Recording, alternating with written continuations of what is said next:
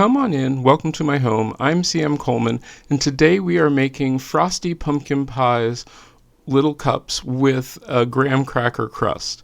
Now, this is the same exact graham cracker crust that I did use for my lemon no-bake cheesecake. You can check that video out in the card there, but it is really simple. The ingredients and the instructions or the directions are listed down below in the comment section, but you start off with graham cracker crumbs, sugar, and melted butter, and then you just mix those things together. This is where I had actually wished that I had paid way more attention to things, because yeah, mixing them together is really, really easy. This is where it became a little bit more complicated. So in these little cups that I do have lids, which are really hard to get on, I will admit this straight off. I wish I had used something like little jelly jars or something. So I just put a nice little layer of the graham cracker crumb crust down in there. And you can pack it down in there a little bit more. You can go with a lighter amount of graham cracker crumb, or you could go with a heavier amount of graham crackers. More graham crackers in there. That is completely and totally up to you. You decide if you want to have it lots and lots of graham crackers or just a little bit. Then just slowly make the arduous task of filling these up. What I also had wished I'd done, I wish I had taken a tamper and tamped down those as I was filling them up, because it just looks a little bit nicer, does everything a little bit better, but it's once again one of those things that does not have to happen that way. You can just drop your graham crackers down in there, because this also isn't something that you're going to be lifting out. You're going to be eating it with it does come with those little cups, which I think I've linked down below in the description. They're probably in a card. So those little cups do come with little tiny spoons that you can use to get your whatever you put in there out of them. But yeah, you can pack them down tighter, you can do whatever you want. But like I said, since you're not lifting them out or anything, it's not that important. So you just want to get a nice amount in there. You could even go as far as to make a well in the center, and so it just goes up the sides. That is completely and totally up to you, depending upon how much you love graham cracker crust. And here I am trying to evenly distribute those and pack them down in. And yes, I do have more cups than I do graham cracker crust. Crumbs, crust, I guess you would say. So, and that's okay. So then I will get as many of these as I can into the containers. And this is a dessert that does not really need to have a crust to it, because if you want to know a secret, this dessert really is a pumpkin pie type ice cream, which I think is wonderful. So once I got all of these into the containers, then I knew the big part was needed to get it to the freezer. I wanted these in the freezer because I wanted the graham cracker crust to, become one solid mass, I guess, sort of. So freezing it together was the best option. So I'm just putting this on a tray, a cookie sheet, a baking pan, whatever you have available. No, you don't need one that is that big, because that's just a little bit insanely large. So then I put the extra ones on there just so I know where they are. And yeah, I do change this out once I get all of these things. So off we go to the freezer. Once these are in the freezer, it's time to make our frosty pumpkin pie. This is so easy. I am using store-bought ice cream, which needs to be softened. Don't do the first time I made this, I made the mistake of not softening the ice cream. No, you want it soft. You want it this melty, so that way everything can blend together. So then, as I fight to get that in there, I'm scraping the ice cream into my mixer. That is the wonderful KitchenAid mixer. Love that thing. I can honestly say I love that.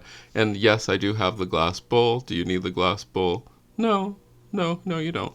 The recipe for this, as I've mentioned, is listed down below in the description.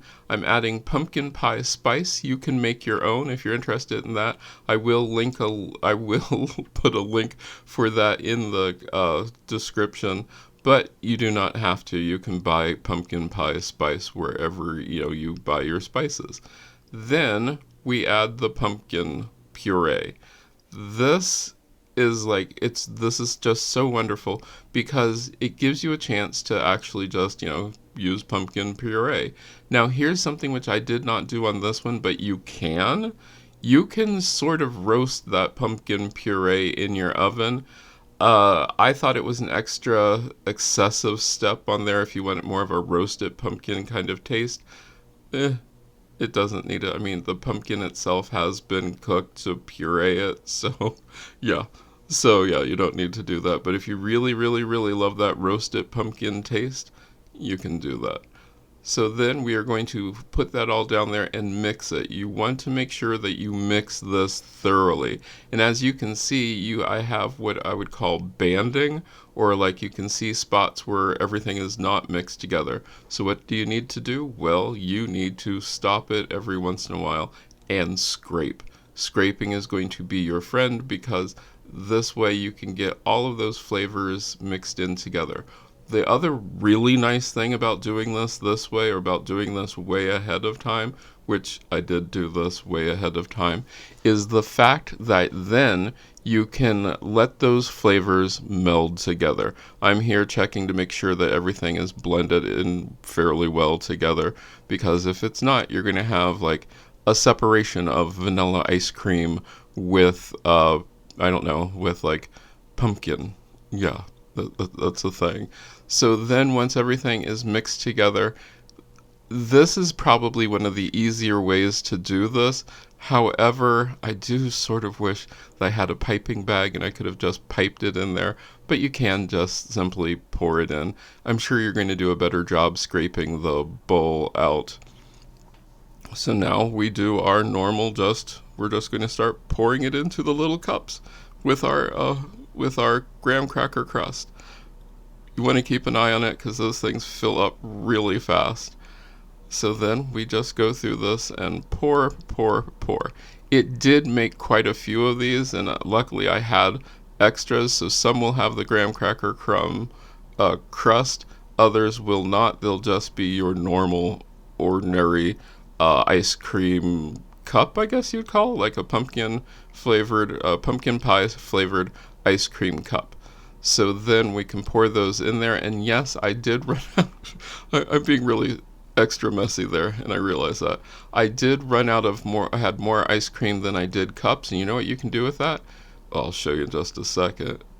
Yeah, aside from don't be as messy. But then what you can just do is you can just put that into any sort of container, and that's what I'm looking for right now. I'm going to go get a container.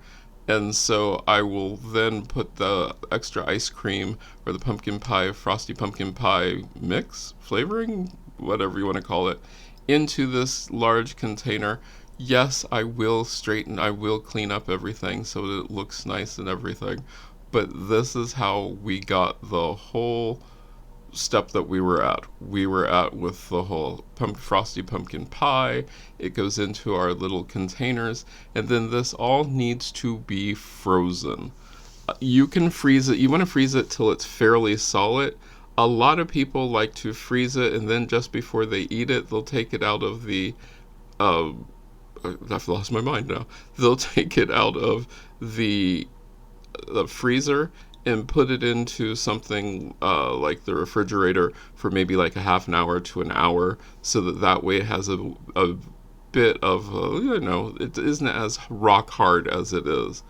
Now we can get these things all ready, clean up our containers so that way there isn't a mess everywhere, because if you freeze it like that, it will freeze on the bottom to your container. Not the worst thing that could possibly happen, but it will freeze that way. Once you have all of those containers completely cleaned off and everything, then it is definitely time to put this all back into the refrigerator or back into the freezer. Make sure that you freeze it solid. I would say anywhere from 4 to 6 hours minimum, but you can then leave it into the freezer for, I've had mine for some of them, I've kept up to a month, month and a half, and they store perfectly. So yeah, let's get this into the freezer now, and then we'll see how it looks. And there you have it, your Frosty pumpkin pie cups. These were so easy to make. They are so good. Like I said, let them thaw out a little bit before you go ahead and serve them, so that way you're not trying to break into it so hard. But it is so easy to do. At this time, I'd like to thank these wonderful people who are my Patreon members and also my channel members. They get these videos early most of the time, and also a behind the scenes video which shows what's going on every week in my life and the fun things I go through and all that fun stuff. And it's a great way to support the channel. If you'd like to become part of the Patreon group or part of the channel members, go ahead and click that button. But you could also, if you don't want to do either one of those, just like and share this video, leave a comment, because that also helps the YouTube algorithm know that this is a good video and other people should see this. I hope you enjoyed this. Let me know what you thought down in the comments, and I hope I get to see you again the next time you stop by.